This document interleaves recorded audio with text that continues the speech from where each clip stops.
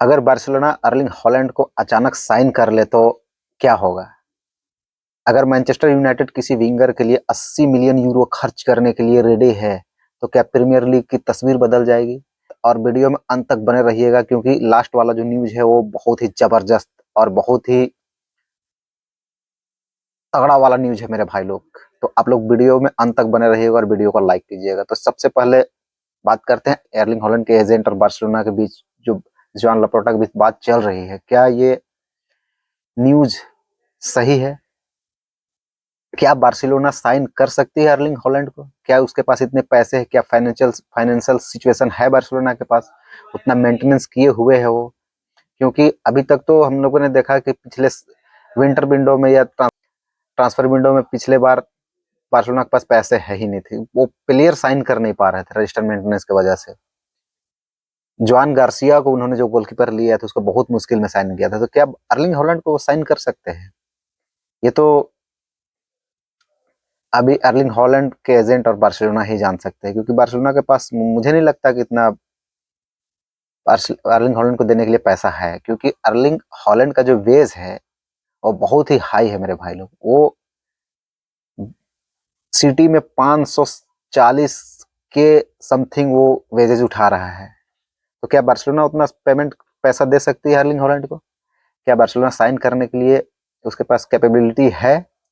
ऐसा होता है तो बार्सिलोना फैन के लिए बहुत ही जबरदस्त, या बार्सिलोना की history one of the best signing हो सकता है ये, क्योंकि one of the best striker in the world right now Erling Haaland है मेरे भाई लोग। उसका वैल्यू अभी मार्केट वैल्यू करेंट 200 मिलियन के आसपास है, 150 टू 200 मिलियन यूरो। और अगर बार्सिलोना को साइन करना है अर्लिंग हॉलैंड को तो लगभग उतना पैसा, लगभग 140 टू 160 कम से कम तो पे करना ही पड़ेगा सिटी को, तभी जाके अर्लिंग हॉलैंड को साइन कर सकती है बार्सिलोना। क्या एंजो फर्नांडेज चेल्सी छोड़ने वाला है? कुछ रिपोर्ट तो ऐसे निकल के आ रही है कि जैसे लग रहा है कि एंजो फर्नांडेज खुश नहीं है चेल्सी के से, क्योंकि अभी रिसेंटली आपको पता ही होगा कि एंजो फर्नांडेज और चेल्सी का सिचुएशन कुछ अच्छा नहीं चल रहा, और एंजो फर्नांडेज चाह रहे हैं कि वो चेल्सी छोड़ दे, क्योंकि उसे बड़े बड़े क्लब से अभी ऑफर आ रही है। रियल मैड्रिड और पेरिस सेंट जर्मेन काफी इंटरेस्टेड है एंजो फर्नांडेस को खरीदने के लिए, आप लोग को पता ही होगा। बात करते हैं कॉन्ट्रैक्ट अभी एंजो फर्नांडेस का 2032 तक है मेरे भाई लोग, 2032 तक उसका कॉन्ट्रैक्ट है अभी। तो क्या चेल्सी जाने देगी एंजो फर्नांडेस को? मे बी 150 120 मिलियन यूरो अगर कोई क्लब उसे आके ऑफर करती है तो हो सकता है कि चेल्सी छोड़ दें एंजो फर्नांडेस को।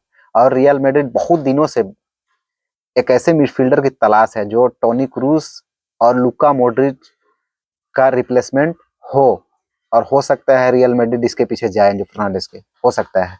बट बात करें और दूसरे क्लब की तो पीएसजी भी इसके पीछे लगे हुए है। बहुत ही जबरदस्त रूमर है मेरे भाई लोग, एंजो फर्नांडेस के पीछे पीएसजी भी लगी हुई है। हो सकता है पीएसजी 100 टू 120 मिलियन यूरो पे कर दे एंजो फर्नांडेस को, तो हो सकता है चेल्सी छोड़ भी सकता है अगर एंजो फर्नांडेस इंटरेस्टेड हो इन क्लबों के पीछे। तो अगर रियल मैड्रिड साइन करती है तो उसके लिए तो बहुत ब्लॉकबस्टर साइनिंग हो सकता है एंजो फर्नांडेस, मेरे को लगता है। आप लोगों को क्या लगता है कमेंट बॉक्स में बताइएगा। Nico Williams to Manchester United, ये रूमर भी कोई हल्का नहीं है, ये जबरदस्त रूमर है मेरे भाई लोगों को, जब मतलब मजबूत रूमर है। आप लोगों को बता दे, हो सकता है कि मैनचेस्टर यूनाइटेड साइन कर ले निको विलियम्स को, क्योंकि निको विलियम्स अभी recently 1 year before his new contract sign in Athletico Bilbao, you know that 2034। Nico Williams अभी 2034 तक उसका कॉन्ट्रैक्ट है, वो अभी 8 साल का कॉन्ट्रैक्ट साइन किया है मेरे भाई लोग, याद रखिए। तो एथलेटिको बिल्बाओ इतनी आसानी से मैनचेस्टर यूनाइटेड के लिए नहीं छोड़ सकती है, क्योंकि पिछले साल भी बार्सिलोना ट्राई कर रही थी साइन करने के लिए, but suddenly Nico Williams new contract sign करते हैं, और ऐसा लगता है जैसे कि निको विलियम्स क्लब छोड़ना नहीं चाहते हैं, क्योंकि उसे प्रॉपर स्टार्ट मिल रहा है मेरे भाई लोग एथलेटिको मैड्रिड में, सॉरी एथलेटिको बिल्बाओ में।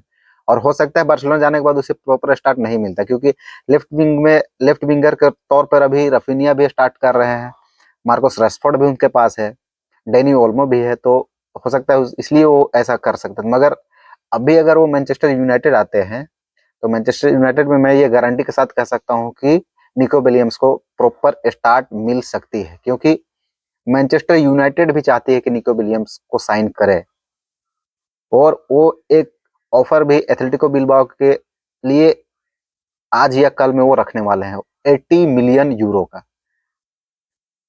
80 मिलियन यूरो का वो ऑफर रखने वाले हैं, और हो सकता है कि एथलेटिको बिलबाओ इसके बारे में कुछ सोचे। हो सकता है मेरे भाई लोग, ये रूमर ही है, बट फैब्रिजियो रोमानो ने अगर इसे कोट किया है तो हो सकता है कि ऐसा हो कि मैनचेस्टर यूनाइटेड निको विलियम्स को साइन कर ले। अब बात करते हैं मेरे भाई लोग आखिरी न्यूज की, और वो बहुत ही जबरदस्त न्यूज है मेरे भाई लोग। जूलियन अल्वारेज टू आर्सेनल, ये भी रूमर है, बट अगर ऐसा होता है तो मेरे भाई लोग सिटी वाले बहुत रोने वाले हैं, मैं बता देना चाहता हूँ आपको, क्योंकि सिटी एथलेटिको मैड्रिड को 2024 में जूलियन अल्वारेज को 75 मिलियन यूरो में उसे बेच दिए थे, और वहां से जो एथलेटिको मैड्रिड में जो जूलियन अल्वारेज का परफॉर्मेंस था, जो डिएगो सिमियोने के अंदर वो परफॉर्मेंस किए हैं 2 सालों में, वो जबरदस्त लाजवाब है मेरे भाई लोग। 100 गेम्स में उन्होंने 45 गोल समथिंग और 28 असिस्ट उन्होंने ऑलमोस्ट दिए हैं। तो ये जबरदस्त स्ट्राइकर है मेरे भाई लोग। हर जगह आपको उसको लेफ्ट विंगर के तौर पर खिला ले, नंबर 10 में खिला ले, आपको फॉल्स विंगर के तौर में खिला ले, या प्रॉपर स्ट्राइकर के रूप में आप खिला ले। जूलियन अल्वारेज को आप कहीं भी सेट कर ले, वो मल्टी स्टारर प्लेयर है मेरे भाई लोग, कहीं भी सेट हो जाता है, और जबरदस्त प्रदर्शन है उसका भी। तो आर्सेनल इंटरेस्टेड है, और आर्सेनल को इंटरेस्टेड होना चाहिए, क्योंकि उसके पास अभी प्रॉपर कोई स्ट्राइकर नजर नहीं आ रहा। क्योंकि पिछले साल वो गैक्रोस को भी साइन किए थे, बट विक्टर गैक्रोस का फॉर्म देखते हुए ऐसा नहीं लग रहा है कि आर्सेनल उसके लिए इतना पैसा खर्च किए हैं 65 मिलियन यूरो, तो ऐसा नहीं लगता है कि वो उसे परफॉर्मेंस दे रहा है। बट जूलियन अल्वारेज को अगर साइन करता है आर्सेनल, तो he is the most signing in Arsenal history हो सकती है ये, बिकॉज जूलियन अल्वारेज एक मल्टीपल प्लेयर है, और वो आपको मैं पहले भी बता चुका हूँ कि हर जगह वो खेल सकता है।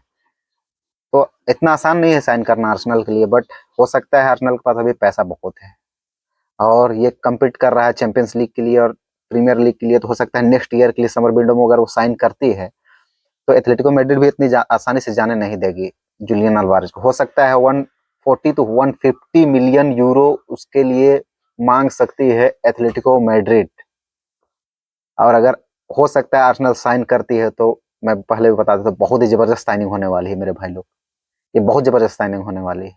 एक और न्यूज है मेरे पास, मैं आप लोगों को बता देना चाहता हूँ। चेल्सी एक प्लेयर को साइन करने जा रही है, और उस साइनिंग करने में बहुत ही क्लोज है, और उस प्लेयर का नाम है ये वैलेंटिन बार्को, जो स्ट्रासबर्ग में खेलते हैं, और चेल्सी के जो अभी रिसेंटली कोच है, वो उसके अंडर वो बहुत सारा मैच पहले खेल चुके हैं। तो उसका मार्केट वैल्यू अभी 23 मिलियन है। हो सकता है चेल्सी 1-2 दिन में उसे साइन कर ले, और समर विंडो में वो एड हो जाए चेल्सी के लिए। तो ये अच्छा है, बॉक्स टू बॉक्स मिडफील्डर है, और चेल्सी को चाहिए अभी बॉक्स टू बॉक्स मिडफील्डर। हो सकता है जो फर्नांडेज अगर पीएसजी या रियल मैड्रिड ज्वाइन कर ले, तो इसको एक मिडफील्डर चाहिए होगी। तो यही न्यूज है। और रिस जेम्स कॉन्ट्रैक्ट साइन एक्सटेंड कर लिए हैं चेल्सी के, 2031 तक उसका कॉन्ट्रैक्ट हो गया रिन्यूअल मेरे भाई लोग। तो अगर वीडियो अच्छा लगा होगा तो वीडियो को लाइक कीजिएगा और चैनल को सब्सक्राइब कर दीजिएगा। थैंक्स फॉर वॉचिंग, मिलते हैं नेक्स्ट वीडियो में।